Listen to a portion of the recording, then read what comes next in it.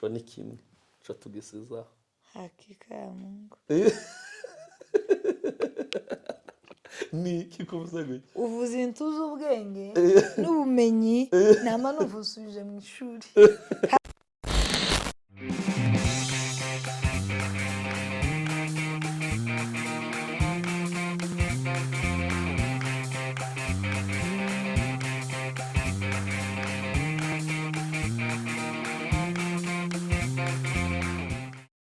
murakaze neza kuri Ape TV show Karibu kwa Ape TV kutoka show. nyumbani. Abantu baravuze ngo nze mvuga igiswahili mu kiganiro. Ngaho ivuga ikigaswahili Wowe uvuga ikinyarwanda nje ndavuga igiswahili. we banza wiyegereza abantu aha. None rero ndavuga igiswahili imvanga kuko icyo nzi ntana kimwe byose n'imvangi ariko cyane cyane nzi kiri muri Kongo. Okay. Jambo sana bandugu, tunasalimia batu ya Goma, batu ya Bukavu, batu ya Tanzania, batu ya Kampala, batu ya Beke, batu ya Kinshasa, batu ya fasi yote mwa hii dunia. Tunasema jambo sana, tunawakaribisha sana kwa hapa kwa hii channel ya Ape TV show. Ape TV show. Tunawakaribisha sana. Tunawapenda sana sana sana. Sasa tunapenda ongea mkinyarwanda jua nini? Juma komantere zote ze munaandikaka. Munaziandikaka mkinyarwanda.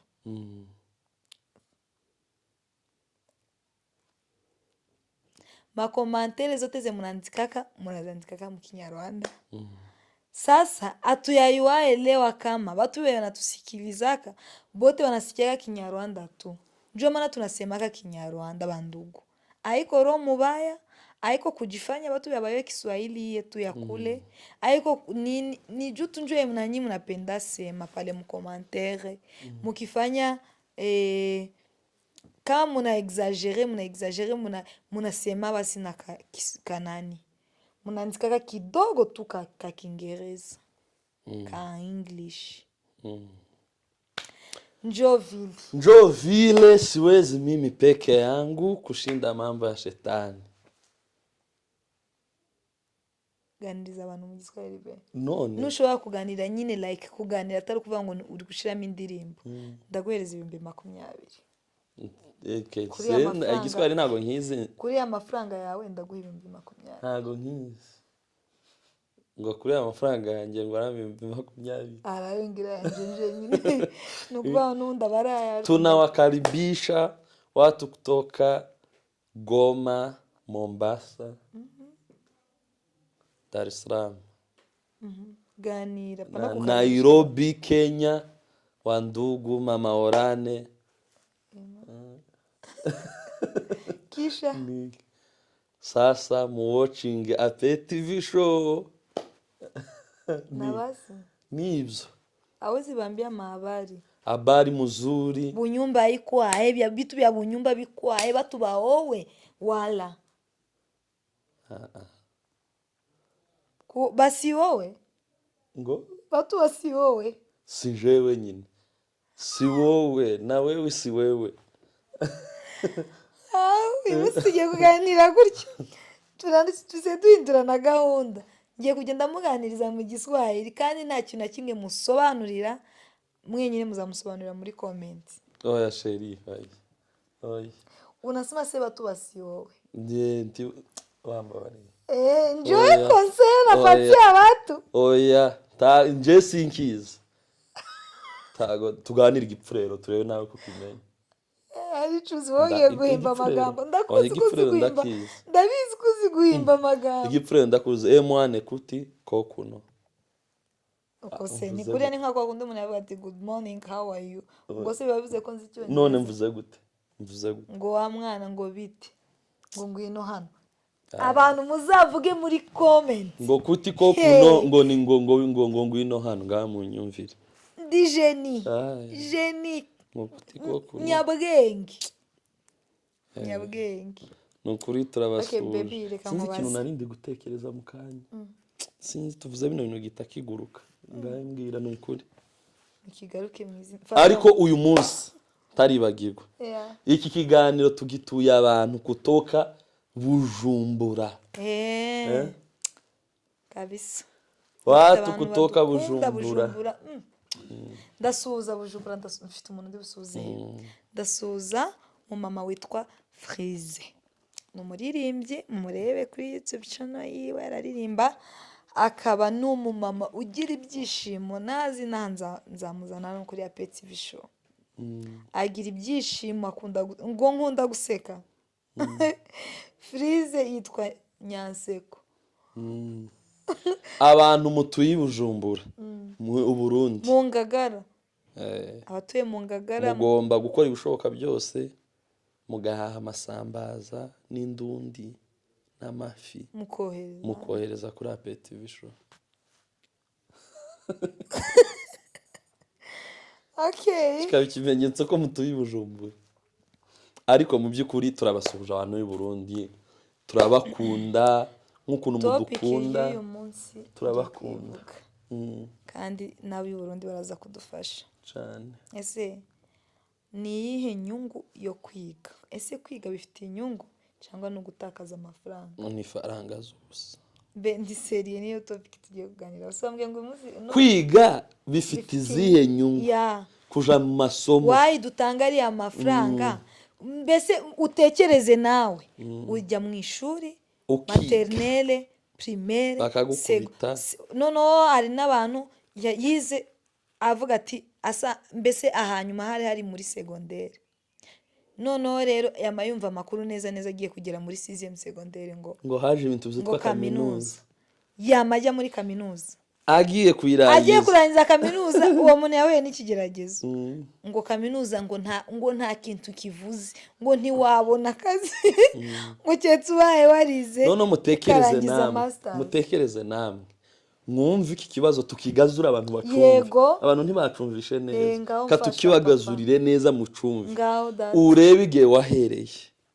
Bakagukubita ngo ubyuke ujye ku ishuri ukaza ubyuka ufite ibitotsi utaranatangira kumenya n'akamaro ishuri gafite kubera gusa ngo ababyeyi nuko bakubwiye ukamutangira kugira stress aho umenyeye ubwenge utangira guhura n'ibintu by'ibizami utangira guhura n'inkoni z'abarimu utangira gukubitwa utangira kuzusohorwa ngo witwaye nabi ngo wasakuje ukaruha ugapfa n'abandi ubusa ngo ntibagusobanuriye ugahura na struggle ukabura amahoro wazuja mu materaniro ukayavamo atarangiye ngo ufite exam ejo mbese ukabura ubuzima bwawe hagahita hazamo ikintu cyitwa ishuri kikubuza mbese amahoro kandi cyitwa ko gifite akamaro kandi icyo kintu ejo n'ejo bundi uzi neza ko kizakugeza ahantu heza wamara kurangiza ugakora ibijanye n'ibyo wigiye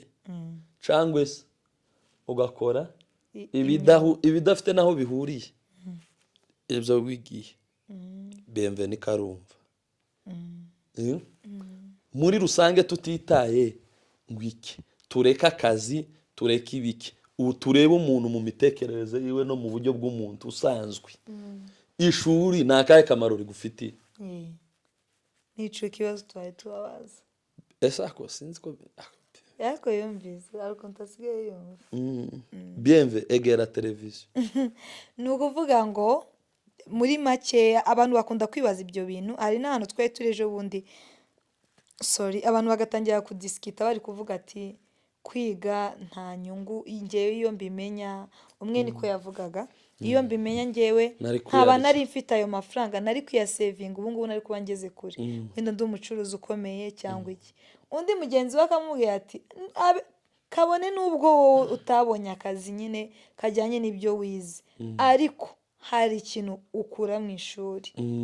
Noneho nanjye nari uwa gatatu aho ngaho ndavuga ati ese turi kumwe cyane turi kumwe wari uwa gatatu nari uwa gatatu ngiye ndavuga nti niba ishuri kuko yavuga ngo hari ibintu bya base ngo n'ubundi ngo umuntu ngo utarize ngo hari ukuntu ngo abameze ngo gutandukanye n'umuntu wize ndamubwira ati hanyuma se iyo base irangirira he ngo tuze tuhagarukira kuri iyo base nitumaraga tujye gushaka ubuzima tureke kumara amafaranga wowe urabyumva gute niye nyungu iba mu kwiga twarangije nyine buri muntu wese ari kudisikita umwe ati oya pe ni gutya abandi ati nta mwanzuro dufashe none ga nawe ndakubajije mutware mwiza kawe ubona inyungu y'amasomo ari iyihe buriya ubitekerejeho neza ukabiyungurura ukabinyuza mu bwenge ukareba utitaye ku bibazo isi ifite kubajije ndiseriye my love okay reka ngusubize nshaka kumucokoza kwiga bifite akamaro nje ku giti canje nkubwira uko mbibona akamaro ka mbere ko kwiga mbere y'akazi bifungura umutwe tegera yego bifungura umutwe bifungura umutwe gute kuriya buri muntu wese avukana ubwenge karemano ariko si buri muntu wese uvukana ubumenyi ubwenge rero ni ukumenya gukoresha ubumenyi sinzi niba uri kubyumva yego ushobora kugira ubwenge udafite ubumenyi bwa bwenge bukaguma ari ibitekerezo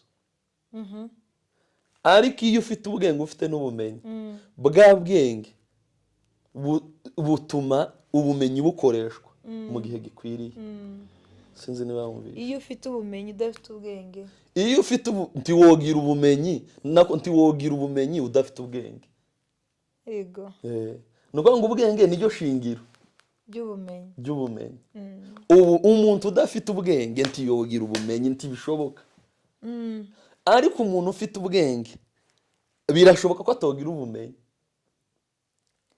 mu ishuri none dukuramo iki dukurayo ubumenyi dukurayo ubumenyi noneho ubwo bumenyi rero ubwenge bwo turabuvukana butangwa n'Imana noneho ubwo bumenyi rero kugira ngo bukoreshwe neza ntibukoreshwe amafuti hari umuntu uzuka mu gitondo akaba azi gukora umuti kurumva akaba akora umuti urimbura abantu kirimbuzi cyangwa akamakora ikindi kintu runaka kibi gituma abantu bose babura amahoro afite ubumenyi ariko nta bwenge afite kurumva hakaba undi uzi ubwenge agakora ikintu kiri mu bwenge erega ubwenge ni iki se ubwenge ni ugukora ikintu gifite akamaro yego gifite ubwenge nyine ubwenge nta kindi ubwenge ni ugukora ikintu gifite ico kimaze yego nico rero kugira ngo ukore ikintu gifite ico kimaze nuko wowe ubwawe ugomba kuvuga ngo hakenewe iki niki kandi ibyo si ubumenyi bubitanga ni ubwenge noneho wabana kubona ikibura ugahita uvuga uti nkoresheje ibyo nize kino kintu nakibona gutya na gutya na gutya cyo ni kimwe cyo tugisiza hakika ya Mungu ni kikuvuze gutya uvuze intuzi ubwenge n'ubumenyi nama nuvusubije mu ishuri kandi ngiye ko ndakubaza ishuri ritumariye iki Boneri nawe sindi kumva afite ubumenyi cyane ngambye none se no mu buzima cyangwa reka ngusubize mu buzima ngwino mu buzima ngwino aho naringiye mu bindi kandagira mu buzima busanzwe ishuri dore ikintu ridufasha buriya umuntu wize umuntu wanyuze mu ishuri ahantu atandukaniye n'umuntu utararinyuzemo yego batandukaniye kuri timing ishaka kuvuga muzumve muri section zose z'ubuzima umuntu wanyuze mu ishuri hari ishuri buriya hari indi character riguha mu buzima busanzwe utapfa kubona gusa yego hari character ishuri rishobora kuguha nyine udashobora kuvuga gusa ngo uyivukane kuko ni ukuvuga ngo critical thinking ino mitekerereze yacu nyine yego hari ibintu ishuri rikuzanira kubera ko wigira ku mateka wize wigira ku byo wasomye wigira ku isi uko iteye kubera information nyinshi wagiye umenya z'imibereho n'ibiki ziguhindura undi muntu mu isi y'ibitekerezo ku buryo ufata imyanzuro mu gihe gikwiriye ukavuga mu gihe gikwiriye, ugakora mu gihe gikwiriye, ugakora ikiri ngombwa, ukamenya ibyihutirwa n'ibitihutirwa, ukamenya nyine gutandukanya ibintu. yego Mu gihe nonaha umuntu wize n'umuntu utarize ushobora kubaha 5,000,000. Umuntu wize akamenya icyo kuyikoresha vuba kurusha utarize. Utarize ashobora kutamenya investment aho isi igeze. Iwe hagahita bati ngo kanigurire ngo aka kantu niki yikundira runaka. Ariko wize hakaba hari icyo akunda adashobora kugura kubera icyo ashaka, Yego. kubera ko yize. Ni kuko nguko. ya nibyo ariko se uravuze mbese muri make umuntu utarize ntashobora kumenya gukora ikintu gikwiriye mu gihe gikwiriye. Oya, arabimenya. Ariko dore ikintu navuze ucyumve neza, Yego. n'abantu bacyumve neza. Umuntu utarize kubera ko erega isi, ikintu gitumye isi ibintu mwumva ngo isi yabaye umudugudu, ikintu gitumye ibintu byose bitworohera ubu nyine, ibi bya tekinoloji, ibintu bitworohera kuba dushobora kuvuga abantu bakatubona bari muri Amerika. Hari umuntu wamenye ko akoze mikrofone, agakora runo rusinga, agakora sound card, agakora machine, tuno tuntu twose. Umuntu uri muri Amerika ashobora kumva ibyo turi kuvuga turi mu Rwanda. Ibyo nuko hari uwabyize akamenya izo information. Umuntu utarize rero ibyo ntiyabitekereza. Yego. Ni ukuvuga ngo ahita ahora mu isi yiwe imwe gusa, akarinda apfa akiyirimo. Nibyo. Ibyo uvuze nibyo, nubwo wenda nakubazaga, ariko ari ukuntu umuntu utarize na judgment yiwe bitandukanye n'iyo umuntu wize. Cyane. Ukuntu abona ibintu, ukuntu avuga ibintu, ukuntu reaction ziwe mu bintu byose. Mbese abatandukanye n'umuntu wize kabisa. Kuri wowe wari uri kwibaza ati inyungu zo kwiga ni ibiki n'ibiki, nizo ngizo. Inyungu zo kwiga ntabwo ari amafaranga.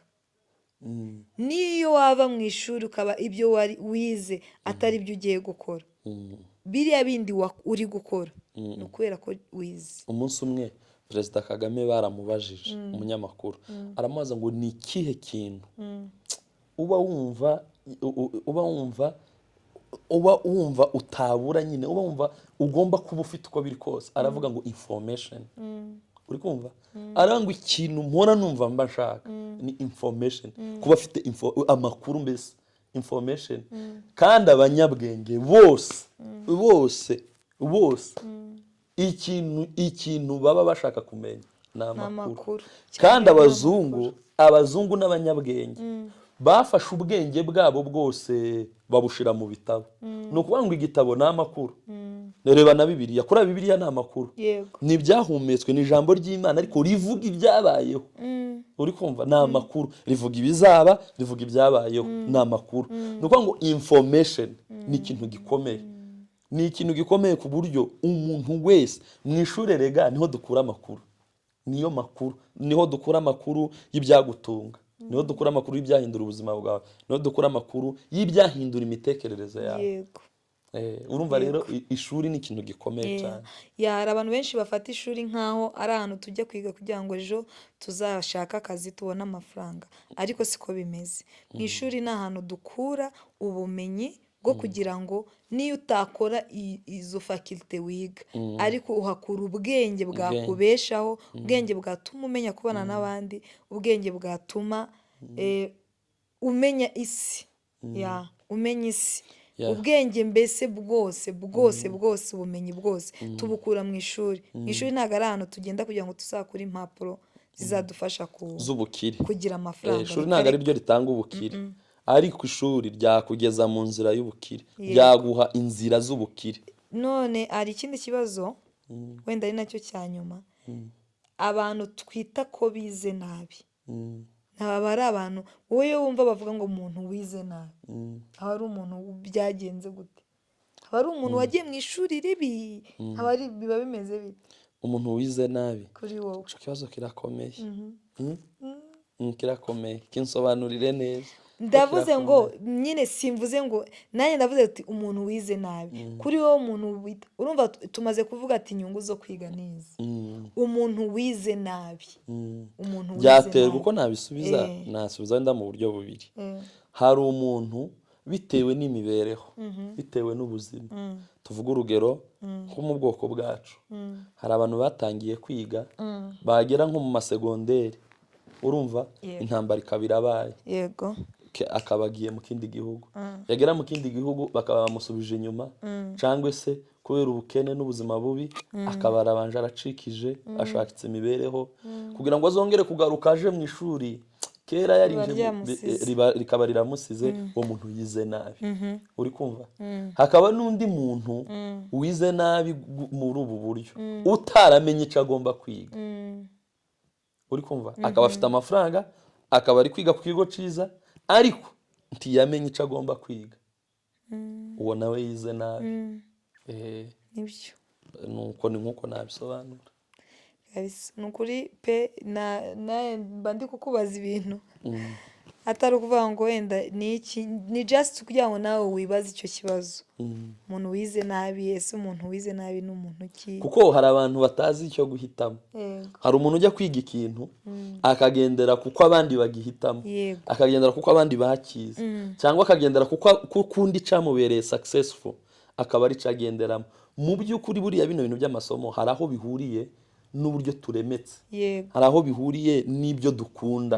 Hari umuntu muri we ugasanga umwana akunda kuririmba, ugasanga umwana akunda ibintu bya production, ibintu bya film making, ibintu byo kwactinga, gukina mu mafilime. Ugasanga undi akunda ibintu byo gutwara indege, ugasanga undi akunda ibintu by'ubuganga. Agira wa mutima nyine wo gufasha, wo kugira icyo yakorera ikiremwa muntu. Yego.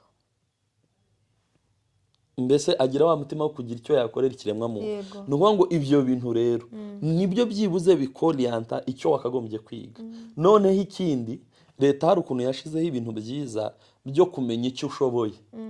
Buriya no mashuri y'ibanze agenda gupima urwego, akagupima ugasanga uzi ko biology ariyo njya numva cyane kurusha uko numva bino runaka, leta igahita ikohereza mu bijyanye n'ibyo yabonye neza ko ari byo ushobora, ibyo uzi. Rero hari abantu ibyo bintu batabikunda, akumva yakora ikintu nk'icy'undi muntu. Umuntu ukurusha, mbese umuntu ukurusha diplome nyinshi, like nyine umuntu ufite za grade nyinshi mu mashuri, niba ariko nabyita, uwo muntu abakurusha mbese abakurusha ubumenyi. Byashoboka ko umuntu, mbese impamvu nari mbikubajije, tuvuge ngo umuntu wize akageza muri segonderi. Turesikiza ku bantu, twagize ikibazo hano muri quartier cy'umuriro, ni urumuri murahita mubona ko hari igihindutsemo. Urumuri rurahindutse. Ariko nta kundi, ntabwo twari kugenda tutabasezeye. Ndimo nkubaza ikibazo cya nyuma, twavuze ko kwiga ari byiza, kandi kwiga ntabwo bidufasha ngo kugira ngo tuzagire impapuro ziduha amafaranga, ahubwo biduha ubumenyi buzadufasha mu buzima bwose, muri sector zose z'ubuzima. Rero nayo ndi kukubaza uko amashuri haba ngo segonderi, wenda primaire na maternelle aba ari kugira ngo umuntu afunguke, ntacyo. Segonderi, umuntu urangije segonderi ntabwo bihagije ko yaba afite ubumenyi. Ni ukuvuga ngo uko ziriya etape zo kwiga segonderi, kaminuza, masters, ibyo biba bisa nk'aho ari ukujya kwita ku kintu runaka, byo birumvikana. Reka mvuge segonderi na kaminuza. Umuntu warangije segonderi ari ikintu runaka barusha umuntu warangije kaminuza, hari ikintu runaka barusha umuntu warangije segonderi cyane. Abamurusha iki? Ubumenyi. Kubera ko yakomeje kwiga. Reka nguhe urugero. Yego. Tuvuge umuntu yinjiye hano mwacu, urumva, agarukiye hano muri salo, atandukanye n'umuntu iwe wahise ukomeza yinjira no mu cyumba. Yego. Ni ukuvuga ngo uwinjiye mu cyumba yageze aha muri salo yahabonye ibihari, yageze no mu cyumba yahabonye. Noneho hari n'uva mu cyumba akaja no mu gikoni akareba uko banateka. So nuko rero kwiga rero guys ni byiza. Ndabizi ko ari ikibazo buri muntu wese akunda kwibaza mu buzima, se kwiga ni byiza? Ese kwiga ko turangiza ntitubona akazi? Hari icyo bimara ku bwenge, ariko ntibizana ubwenge. Yego. ntibiza n'ubwenge kuri ubwenge ni n'ubumenyi, karemano yego. ubwenge ni karemano ariko umuntu wize atandukanye n'umuntu w'umuyiletre utarakandagiye mu ishuri mu buryo bwose bwose bwose kabisa buriya hari ikindi baratandukanye. kintu wenda nubwo twari tuvuze ibi hari n'ikindi kintu cyiza buriya gusoma ibitabo yego ikintu cyiza cyane buriya umuntu wasomye ibitabo arusha ubumenyi abantu bagiye kwiga abafite ubumenyi biterwa n'ibitabo iwe abantu basoma ibitabo bagira ubumenyi bw'isi muri rusange bw'imibereho iyi ariko abantu bo mu ishuri bo bagira ubumenyi ku kintu runaka tuvuga umuntu yiga ubwubatsi ahita agira ubumenyi ku kintu kijyanye n'ubwubatsi akaba umu-enjeniyeri ariko umuntu wasomye ibitabo iwe ntuzaye ubwenge bwe areba ibintu mu buryo buri wide umuntu ashobora kuba ari umu-enjeniyeri uri kumva ariko mu buzima bundi busanzwe atari informed.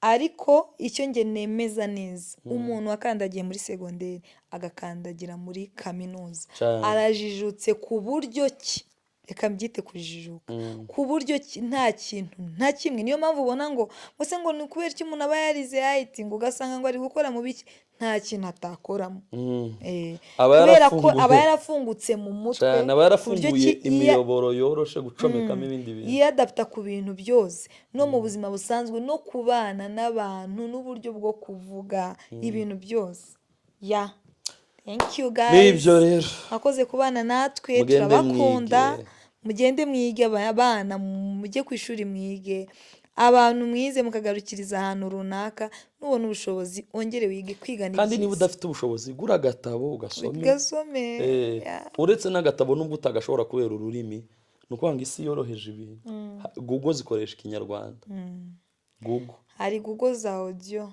hari Google za audio hari Google z'ikinyarwanda ushobora gusoma bibiliya iri audio bibiliya ukayisoma iri audio umuntu witwaga Google ukayibaza ikintu